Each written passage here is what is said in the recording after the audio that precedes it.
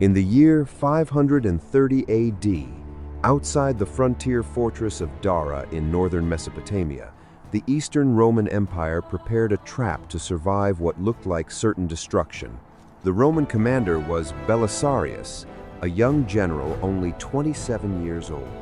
His army numbered roughly 25,000 men.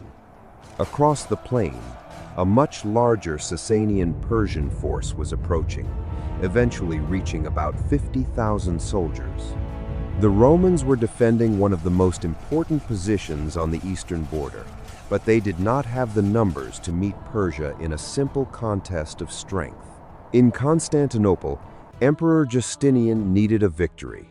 His reign was still young, his political position was not yet secure, and the eastern frontier had to be stabilized before he could pursue any larger imperial ambitions. Yet the resources given to Belisarius were limited. He had enough men to defend the region, but not enough to overpower the Persian army in open ground. On the flat desert plain outside Dara, numbers mattered. A larger army could stretch its line wider, overlap the Roman flanks, and attack from the sides or rear. The Sasanian army was especially dangerous because it relied on mobile horse archers and heavily armored cavalry. If the Romans formed a traditional battle line, Persian cavalry could surround them, weaken them with arrows, and then break them with a decisive charge. Belisarius understood the problem clearly. If he could not match the Persians in manpower, he would have to change the battlefield itself. For days, Roman soldiers worked outside the city gates. The sound of iron pickaxes striking the hard, sun-baked earth echoed across the plain as they dug a broad and irregular system of trenches. These were not simple defensive ditches. They were a carefully planned obstacle network designed to disrupt cavalry movement, narrow the Persian advance, and force the enemy to fight on Roman terms. The trenches created a dangerous funnel. They protected the Roman center, limited the Persian ability to sweep around the flanks, and created angles from which Roman and allied cavalry could launch counterattacks. Belisarius was not merely hiding behind earthworks. He was shaping the ground into a weapon. Welcome back to World Chronicles.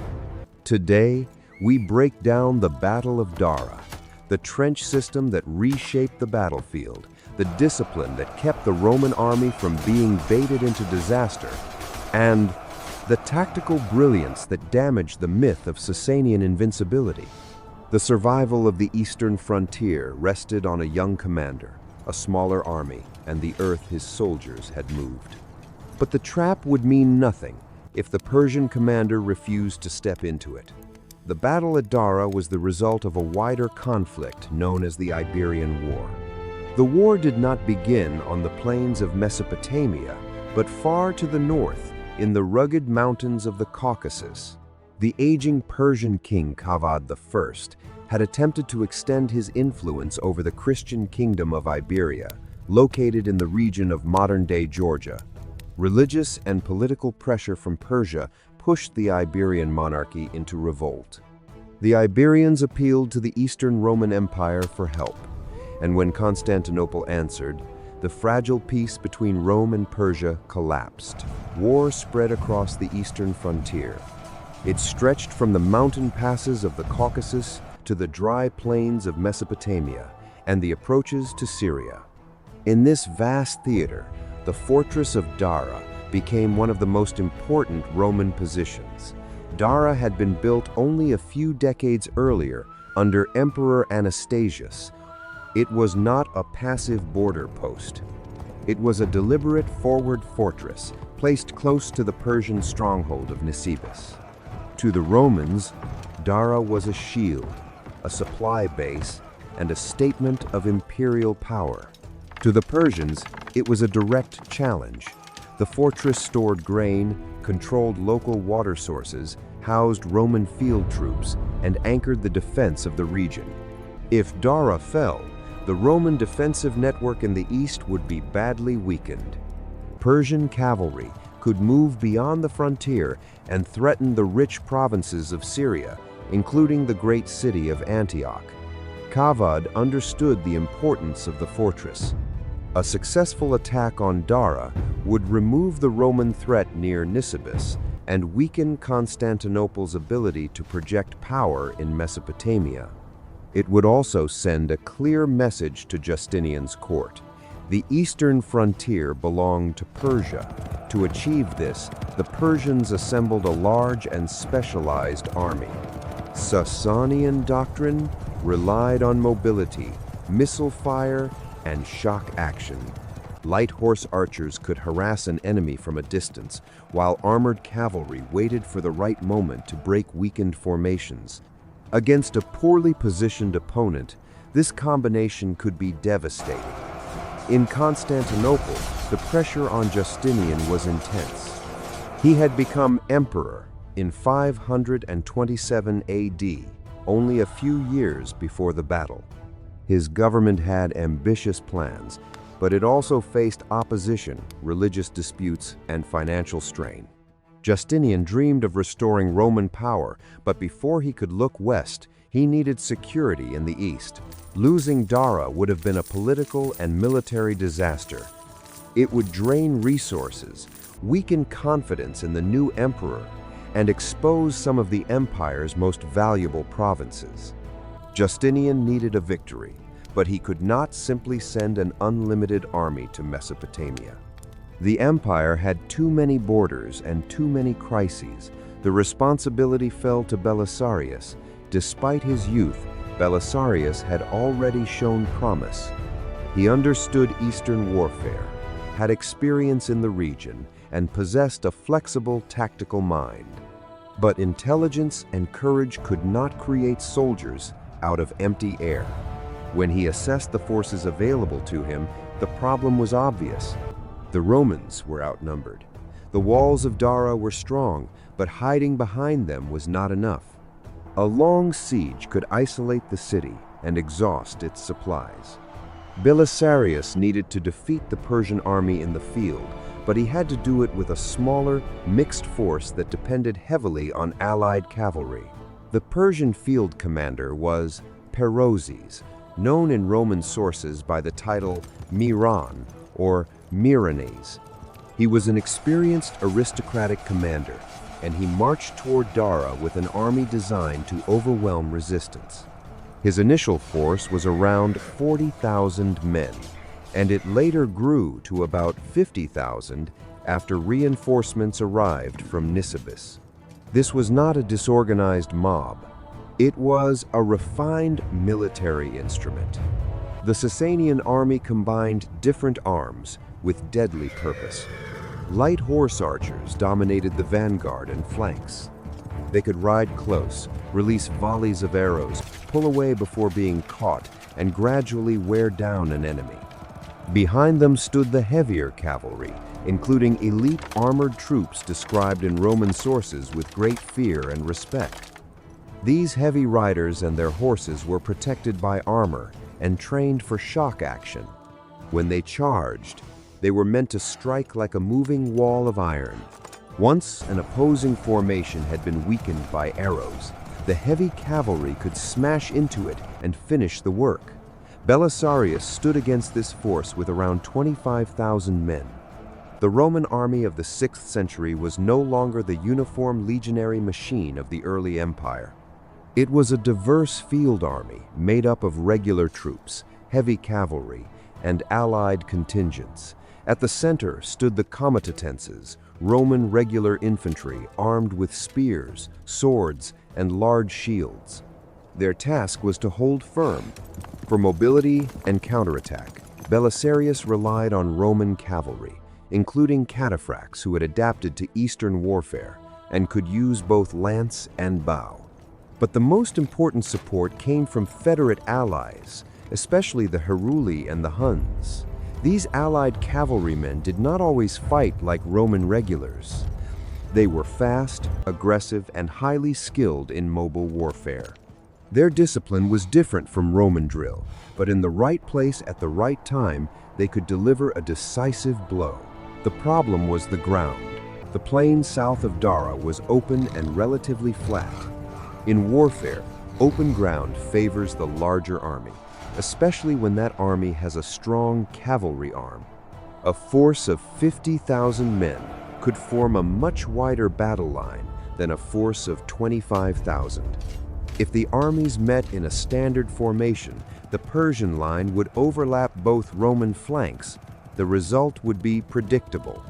Persian horse archers would move around the edges, surround the Romans, and create a crossfire. If the Roman infantry stayed in formation, they would be worn down by arrows. If they broke formation to chase the horse archers, they would lose cohesion and become vulnerable to a heavy cavalry charge. The Sasanian army was built to force exactly this dilemma: stand still and die slowly, or chase and be destroyed quickly. Perozes expected Belisarius to recognize the odds. The young Roman commander could either remain behind the walls of Dara and risk siege, or march onto the open plain and be enveloped. From the Persian perspective, both choices favored Sasanian power. Belisarius chose a third option. He would not fight a conventional battle on open ground. Instead, he would use trenches to deny the Persians the freedom of movement that made their cavalry so dangerous. The Roman trench system was carefully arranged. The center of the Roman position was set back, while the flanks projected forward. This created a recessed shape that protected the infantry and forced the Persians into narrower approaches. The trenches were wide and deep enough to disrupt cavalry charges. A horse trying to cross them at speed could stumble, fall, or break formation. Heavy cavalry needed momentum, and the trenches were designed to steal it. When the Persian vanguard arrived outside Dara, Perozes did not immediately order a full assault. He halted beyond bowshot and studied the Roman position. The trenches were obvious. The shape of the battlefield had changed, and with it, the assumptions of the battle. Persian scouts and light cavalry probed the area, looking for a weak crossing or an easy way around the earthworks. They found no simple solution. The Roman infantry waited behind the trenches, and the cavalry held the angles. A direct charge would be dangerous. A wide outflanking movement would be slowed and exposed. Perozes now had to break the Romans another way. He began with psychological pressure. Persian riders moved near the Roman lines and shouted insults across the open ground. They mocked the Romans for hiding behind ditches instead of fighting in the open. The goal was practical, not theatrical. If Roman cavalrymen lost their temper and charged out from behind the trenches, they would abandon the advantage Belisarius had created. Belisarius refused to let that happen. He rode along the line and made his orders clear. No one was to advance beyond the earthworks without command. Honor, anger, and pride had to give way to discipline. The Roman army held its position in silence. When insults failed, the Persians tried a more formal challenge.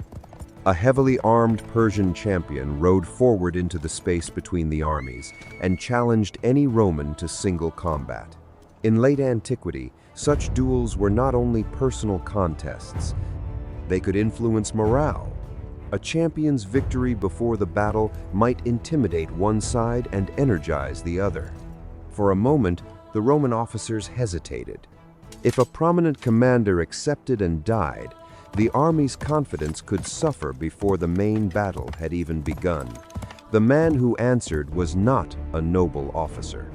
He was Andreas, a wrestling instructor and bath attendant in the household of the Roman general Perozes. He had no great rank and no famous command, but he asked permission to fight. Permission was granted. Andreas rode out. The duel was brief and brutal. Using balance, timing, and physical leverage, Andreas evaded the Persian attack, closed the distance, and brought the champion down. He killed him on the ground, and the Roman line erupted in cheers. The Persians, humiliated by the loss, sent out a second champion later that day. Andreas accepted again. Once more, he defeated his opponent. The Roman soldiers beat their shields and shouted in triumph. A Persian attempt to intimidate the smaller Roman army had backfired. Even then, Belisarius did not advance. He allowed the morale boost, but he did not let it become recklessness. The army remained behind the trenches. The trap was still waiting. The next morning changed everything. During the night, 10,000 Persian reinforcements had arrived from Nisibis. At dawn, the full scale of the enemy army became clear. Perozes now commanded around 50,000 men, roughly twice the Roman force. Among the new arrivals were elite heavy cavalry held in reserve for the decisive blow. The Persians were no longer probing. They were preparing to crush the Roman position. Perozes arranged his army in 2 deep lines. This allowed his front line to engage first, while the second line waited to renew the pressure. The idea was simple: exhaust the Romans. Belisarius had no equal reserve. His men had to hold continuously. If the battle became a long contest of attrition, the larger Persian army would eventually grind them down. The Persian commander focused on the Roman flanks. The recessed center and trench system made a direct central attack risky, but the projecting wings could be assaulted with concentrated force. If one Roman flank broke, Persian cavalry could roll along the trench line and attack the rest of the army from within. Belisarius saw the danger. His troops were stretched thin across the works. He did not have a second army behind them. Every man had a role, and every gap mattered, so he made a dangerous decision. He ordered Faras, a trusted officer commanding 300 elite Herulian cavalry, to leave the main Roman line under cover of darkness. The Heruli were Germanic federates, fierce, aggressive, and suited for sudden shock action.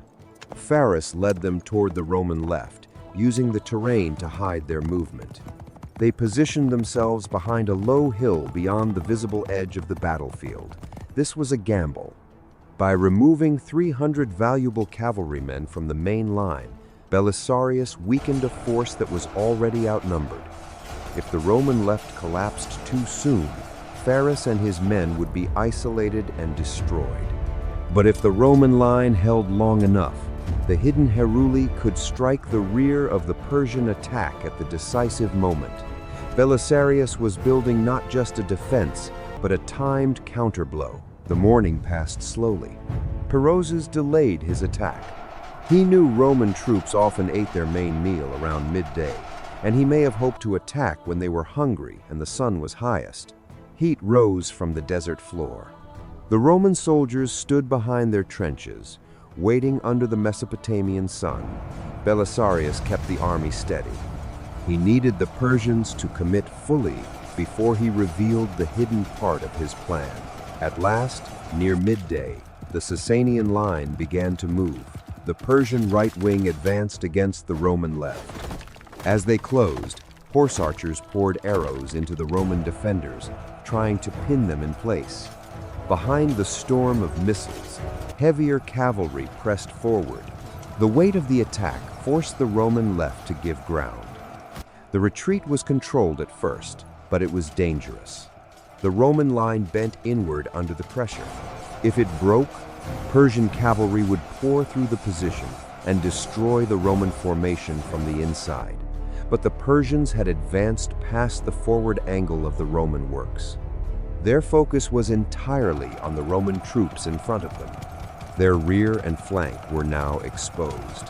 That was the moment Faras had been waiting for. From behind the hill, the 300 Herulian cavalry broke cover and charged into the rear of the Persian right wing. They did not approach slowly. They hit at speed, striking men who had been looking in the opposite direction. The sudden attack disrupted the Persian formation and stopped its forward momentum. This was the trigger Belisarius had created. At the same time, Hunnic Federate cavalry under Sunicas and Igon moved from the Roman interior angle and attacked the exposed Persian flank. The Persians were now caught from three directions. Roman troops held them in front, the Heruli struck their rear, and the Huns tore into their side. The Persian right wing lost cohesion. Panic spread through the cavalry. Unable to maneuver freely and unable to retreat in order, they broke and fled back across the plain. For the first time, a major part of Perozes' army had collapsed. But the battle was not over. Perozes saw his right wing fail, but he still had strength. Rather than surrender the initiative, he shifted his attention to the opposite side of the field. He committed his best remaining heavy cavalry, including the elite reserve often associated in the sources with the Immortals, against the Roman right. This was his decisive move. If the Roman right could be broken, the defeat on the Persian right might still be reversed. The Persian heavy cavalry formed and advanced, their armor flashing in the sun, their horses protected by layers of defensive gear. They moved toward the Roman Cataphracts, anchoring the right flank. The collision was violent. The Persian heavy cavalry struck with force, driving into the Roman defenders. The Roman Cataphracts were skilled and disciplined, but they were tired and heavily pressed. Inch by inch, they began to give ground. Belisarius saw the crisis immediately. He could not pull infantry from the center without weakening the whole system. He had no large reserve waiting behind the line. But he did still control the interior of the battlefield. The trenches that had protected the Romans from cavalry charges also allowed Belisarius to move troops laterally behind the line. Shielded by the earthworks, the Hunnic cavalry could redeploy across the battlefield faster than the Persians could react. Belisarius ordered Sunnichos and Igon to disengage from the victorious left and move quickly to the right. The Huns rode behind the trench system, crossed the Roman position, and reached the endangered flank. The Persian heavy cavalry was focused on pushing the Roman Cataphracts backward. In doing so, it exposed its own side. Sunnichos did not wait. He led his riders into a fast flank attack. The impact checked the Persian advance and gave the Roman Cataphracts the chance to rally. What had been a one-sided push now became a brutal close-range fight. In the crush of cavalry combat, complex maneuvers become almost impossible. Men fight by staying with their unit, following their officers, and keeping sight of their standards. Sunnichos understood this. Instead of striking blindly at the armored mass in front of him, he aimed at the Persian command structure. He drove into the formation and attacked the Persian standard-bearer. The Great Banner was a visual anchor for the troops. In the dust and confusion of battle, soldiers used it to know where their unit was and where it should move. When the standard fell, confusion spread. Sunnichos then struck deeper and killed Barismanes, a high-ranking Persian commander and a key leader of the Sasanian left. The loss of the standard and the death of a senior officer came at the worst possible moment for the Persians. The elite cavalry lost cohesion. Their forward momentum faltered. Surrounded by renewed Roman resistance in front and Hunnic pressure on the flank, they began to pull back. Then the withdrawal turned into panic. The retreat of the Persian heavy cavalry created chaos behind them. Armored riders pushed back into their own supporting troops. Infantry and cavalry crowded together. Orders became difficult to hear and impossible to execute. The Sasanian left wing collapsed. Once both Persian wings had failed, the rest of the army began to unravel. Soldiers in the center saw elite troops retreating and commanders falling. Confidence gave way to fear.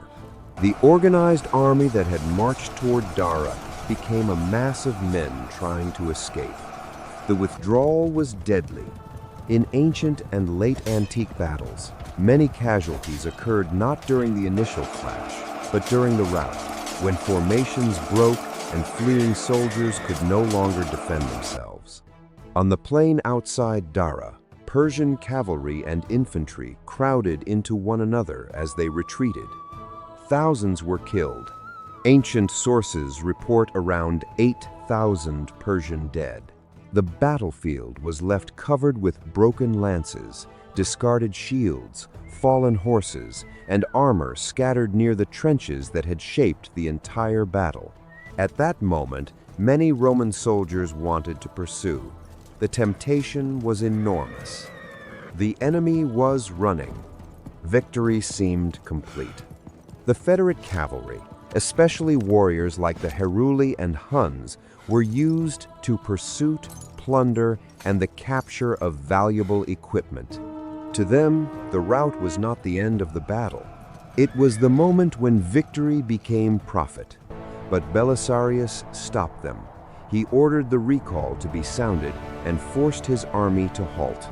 This was not caution born from weakness. It was discipline born from experience. Belisarius knew Persian cavalry were masters of the feigned retreat and the Parthian shot. If the Romans abandoned their formation and scattered across the open desert, they would give up the protection of the trenches. A sudden Persian counterattack could catch them disorganized and reverse the battle. Belisarius chose security over greed. The purpose of the battle was not to chase every fleeing soldier. It was to save Dara, preserve the Roman army, and stop the Persian invasion. Forcing excited troops to halt after victory is one of the hardest tasks a commander can face. Yet Belisarius did it. The Roman soldiers returned to order, dressed their lines, and stood behind the earthworks as the remnants of the Persian army retreated toward Nisibis, Dara had held. The victory echoed far beyond the battlefield. For years, the Sasanian army had inspired fear along the eastern frontier. Its cavalry, especially its elite armored troops, had a reputation for power in open battle. At Dara, Belisarius proved that reputation could be challenged. The Romans did not win because they were stronger. They won because they refused to fight the battle Persia wanted. Belisarius used terrain, engineering, timing, and allied cavalry to offset a severe numerical disadvantage. The trench system limited Persian movement. Roman discipline prevented premature attacks. Hidden and mobile cavalry struck at precisely the moments when Persian formations were most exposed. The immediate result was the preservation of Dara. The fortress remained in Roman hands, and the road into the vulnerable provinces of Syria stayed guarded. The Persian offensive lost momentum, and the psychological effect of the defeat was serious. The wider war did not end at Dara, but the battle changed the balance. It strengthened Justinian's position and showed that the Roman frontier could resist a major Persian field army. In 532 AD, Rome and Persia agreed to the treaty known as the Endless Peace. The agreement required the Romans to make a substantial payment, but it closed the Eastern Front long enough for Justinian to shift attention elsewhere. That breathing space mattered. With the East temporarily stabilized, Justinian could begin the Western campaigns that would define his reign. When those campaigns began, the commander he trusted most was Belisarius. Dara was the battle that announced Belisarius as one of the great military minds of late antiquity. He had taken a smaller, mixed army and defeated a much larger enemy by controlling the conditions of combat. He integrated Roman infantry, Roman cavalry, Herulian shock troops, and Hunnic mobility into one coordinated system. He understood that victory did not always belong to the side with more men. It belonged to the side that forced the enemy into the wrong fight. The Battle of Dara stands as a powerful example of battlefield engineering and command discipline. Belisarius did not merely defend a city. He reshaped the ground, controlled his army's emotions, and turned the enemy's confidence into a weakness. History is often made by commanders who refuse to accept the terms offered by their opponents. At Dara, Belisarius did exactly that. He took a flat plain where the larger army should have ruled, carved it into a trap, and used the earth itself to tilt the balance of empire. Subscribe to our channel to relive the great chapters of history together, and join us for the next chapter of World Chronicles.